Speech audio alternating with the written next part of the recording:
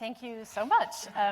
It really is an honor to be here among such august colleagues, and including many new and continuing members who are in my own field, who are people I have long admired.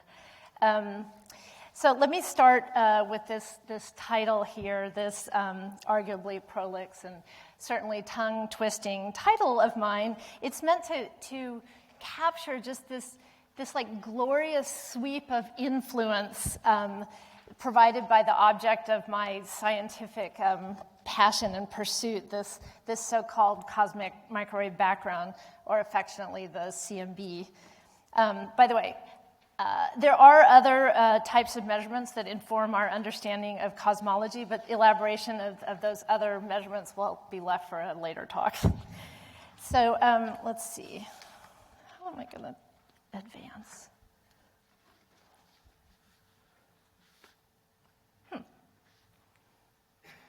Okay. All right, so the CMB, what is the CMB? So before I get to that, I just want to highlight this beautiful book of poetry by the poet Gray Jacobic. So she asks, how shape a full-bodied intelligent speaking for an open-hearted listening? And that line just expresses this kind of wistful desire for insight that a person has when trying to prepare for a talk to a diverse group like y'all. And it also channels E.E. Cummings, which is something I respect a lot. So I haven't met the poet, but I certainly hope I'll be able to at some point. Anyway, the CMB, what it is this radiation that's left over from when the universe cooled off enough that neutral hydrogen could form from what was originally just a hot plasma. The universe was only 400,000 years old when the CMB was released. One more thing to say. The book was entitled The Surface of Last Scattering, and that's a term which is used to describe the following thing, okay? So this radiation, this bath of photons, was released, and then at that point the universe was just suffused with photons, this radiation everywhere. It was back then when it was released, and it still is now, but a photon that's going to arrive right here, right now, it's been traveling for the lifetime of the universe minus 400,000 years. So it's been traveling for 13 billion years, and it's been traveling at the speed of light. And so it came from some specific distance. If it came in this direction, it came from a specific distance over here.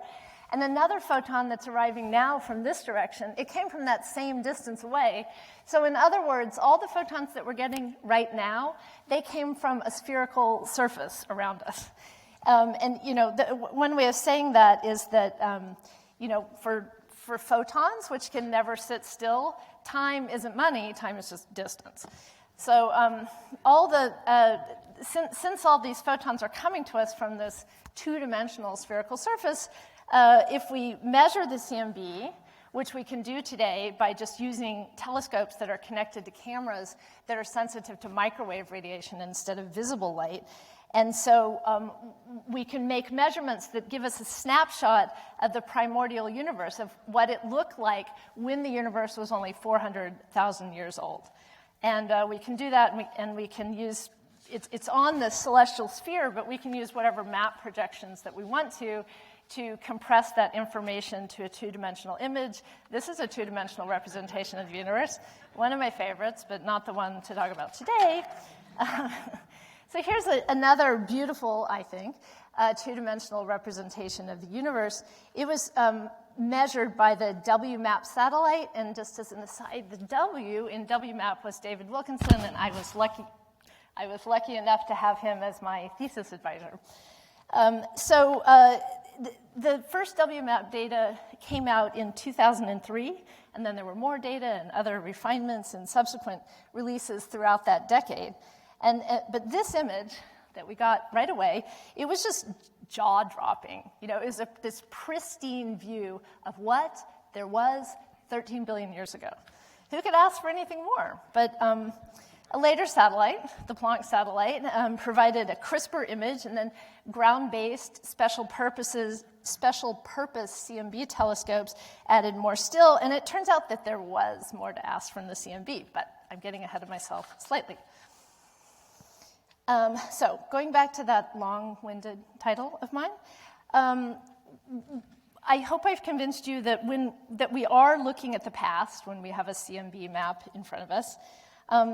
And in truth, the details of how you do more with the CMB map than just like let your jaw drop, those are going to be left as an exercise for the viewers. And I'll just give you the short version, okay? The CMB, it carries patterns that are due to this well-predicted behavior that's called acoustic oscillations in the plasma before it was released. And so its image, when you look carefully at that image, it can be decoded into estimates of the primordial environment, of the primordial contents of the universe. And when we do that, we get this pie chart.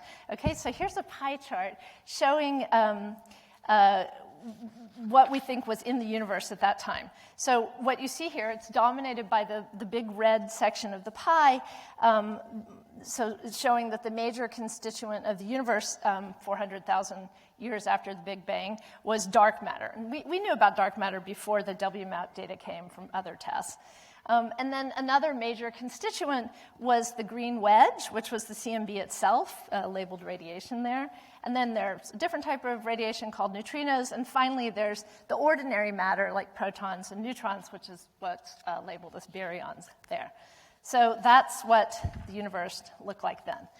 And I titled this Initial Conditions with the idea that we were going to be able to project forward from those initial conditions and know exactly what's out there now. But before doing that, here's something that you have to know that comes from general relativity and with models of the early universe. And that is that the rate at which the universe expands or is expanding at a given instant, that rate depends on the total energy density in the universe at that instant. So knowing that, here's a plot of that behavior.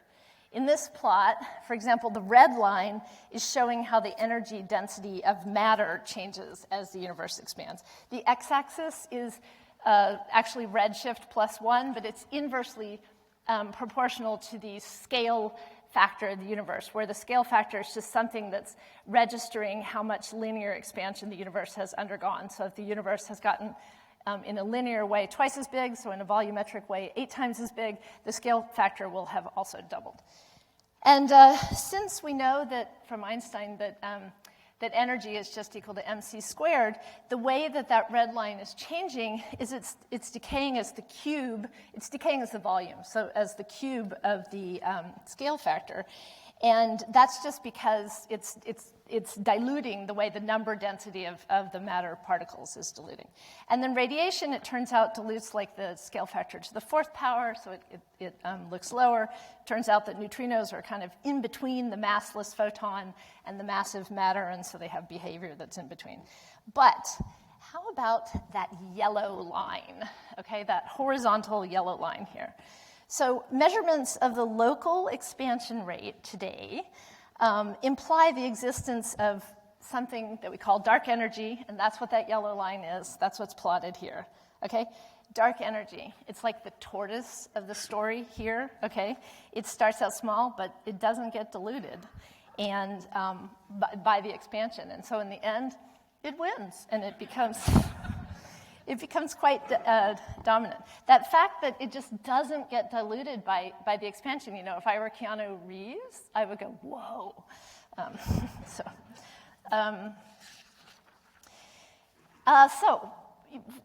Thus, we can now use the initial conditions and our understanding of what was in the universe and how all of those things should decay and that equation and predict what the universe today should comprise. And from looking at the past. So that's this lower pie chart, and the main thing that I want you to see is the top pie chart didn't even show that yellow wedge of dark energy because it didn't matter back then. And our place in the universe, you know, us being in the baryon part of the sector got to be a lot smaller, and then the fact that the radiation, the neutrinos and the CMB was diluting faster means that their contribution to the energy content is really much smaller. So the constituents of the universe today are in vastly different proportions than they were when the universe was tiny. Okay, so to recap, the WMAP satellite and other CMB data, combined with insights from supernovae data and other measures of tracing the local expansion rate, they provided this cosmological standard model that was encapsulated with the plot I showed on the previous page, and we call that lambda CDM, where lambda refers to the dark energy.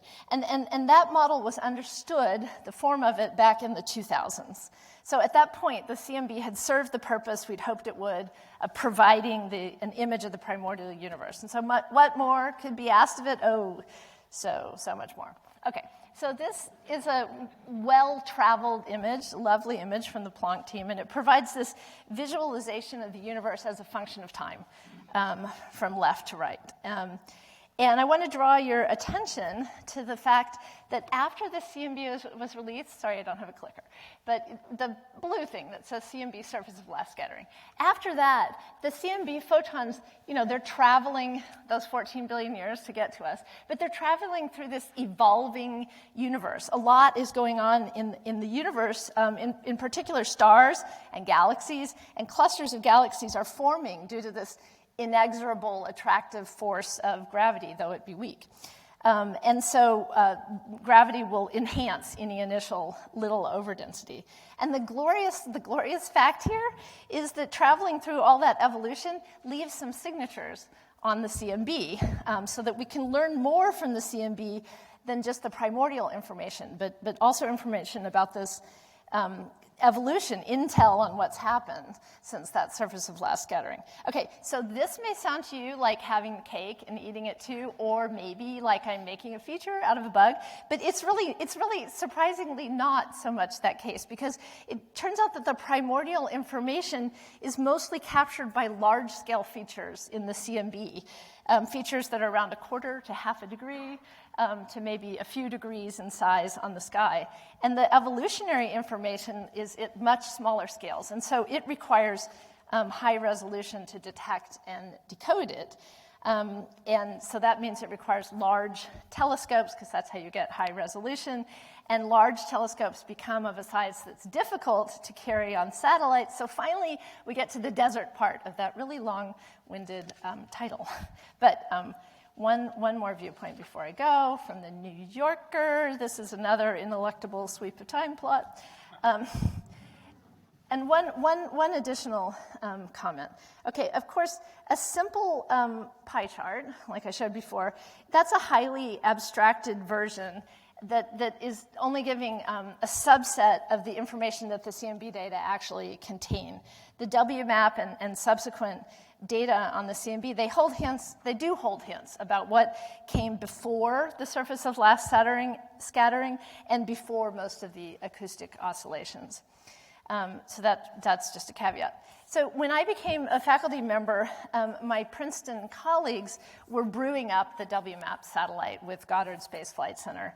And so I wanted to do my own thing to kind of get out from under the shadow. And I fixed on measuring CMB polarization at the time. And to be honest, the reason was because it was there. I mean, because polarization is another property that light has, aside from just its intensity, which those previous maps were just showing you the intensity. And it seemed clear that we should measure every single property that we could of this fundamental primordial messenger. And so I spent quite a lot of time developing and deploying specialized CMB polarization instruments.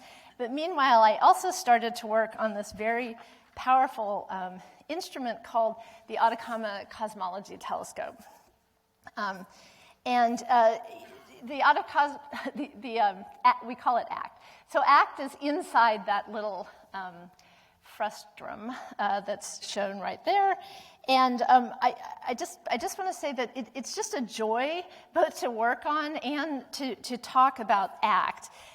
because of the amazing scope on science that it has, because it is a large telescope, and it's 6 meters, and it has very sensitive detectors. And so for that reason, it can make just what we want, which is these high resolution, high accuracy maps. And by the way, it can make them in polarization as well, because we made sure that was true.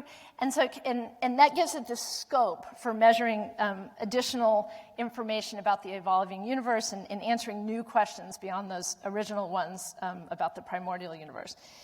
So that's one reason. That's an extremely important reason that it's a joy to work on ACT. But I just have to say there's this other reason, which is that the ACT team, all of my colleagues, it's a particularly fabulous team to work with. So the other project leaders include Lyman Page, who started it all, but also Mark Devlin, who's an experimental kung fu artist. He's able to take on pretty much any design challenge, no matter how seemingly impossible it is, as long as the scientific motivations are compelling enough, and I do see you. But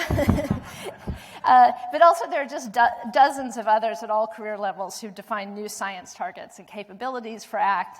And so I just have a couple of pretty slides to show about ACT, and then I will stop. So this just is showing you the telescope and its mirror that has 72 panels, and my boots. And then just some very beautiful pictures, I think, of what the detectors look like, so we spend a lot of time building them in my lab. And then, oops, one more push. And then just a last thing. So there are still questions which ACT is beginning to address, but which new experiments will also add to. So questions like, what was the beginning of the universe like? Are there signatures of possibly brand new particles that we could find? Is there evidence of another scalar field? You know, move aside Higgs, it's having its 10-year birthday, but maybe there are more. What are the masses of the neutrinos? Questions like this. And what you can see in this picture here is that in the neighborhood of ACT, there are other projects, including one that I'm quite involved in, the Simons Observatory, which this is a drone shot from just a few days ago, and those circular regions are showing foundations for brand new telescopes we're going to put up. And so as Tim Buck-III famously said, the future is so bright, I got to wear shades. So thanks very much, and thanks for your patience.